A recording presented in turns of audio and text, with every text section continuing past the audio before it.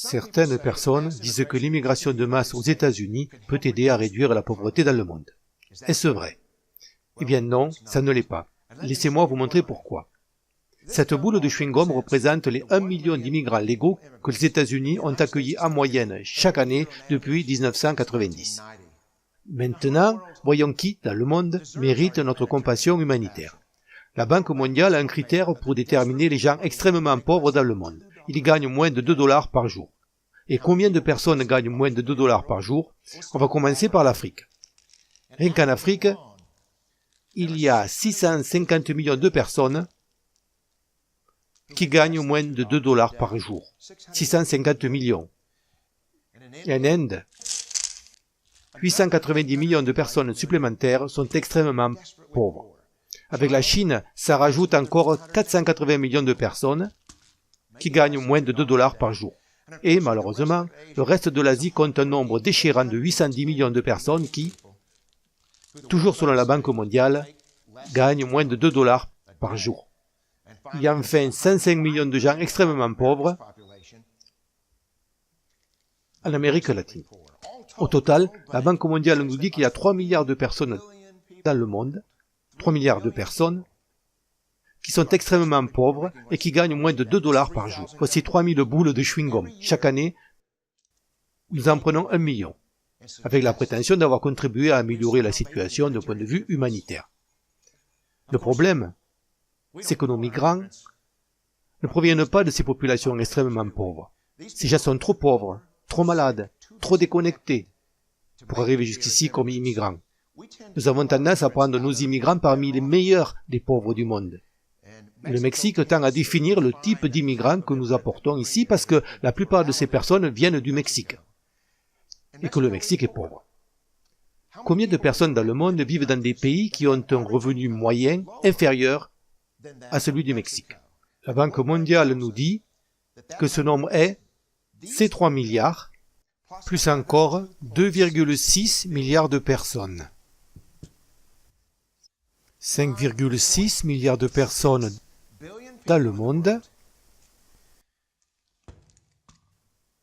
qui vivent dans des pays à revenu moyen inférieur à celui du Mexique. Ça représente 5600 boules de chewing-gum. Alors qu'est-ce que les élites nous disent? Ils nous disent, quand nous prenons ce million d'immigrants, que c'est pour lutter contre la pauvreté mondiale, que nous devons le faire indépendamment de l'effet sur nos chômeurs, nos travailleurs pauvres et les membres les plus vulnérables de notre société, quelles que soient les conséquences sur nos ressources naturelles. Même si nous écoutions les immigrationnistes les plus radicaux à Washington et que nous doublions notre immigration, soit 2 millions par an, ce qui submergerait totalement nos infrastructures physiques, naturelles et sociales, nous ne pourrions pas faire une différence notable et nous pourrions au contraire vraiment nuire aux pauvres du monde. Parce que le million que nous le prenons parmi les plus dynamiques, souvent les plus instruits, certainement les plus insatisfaits qui, s'ils n'immigraient pas, seraient des agents de changement afin d'améliorer énormément le sort de ces gens dans ces pays.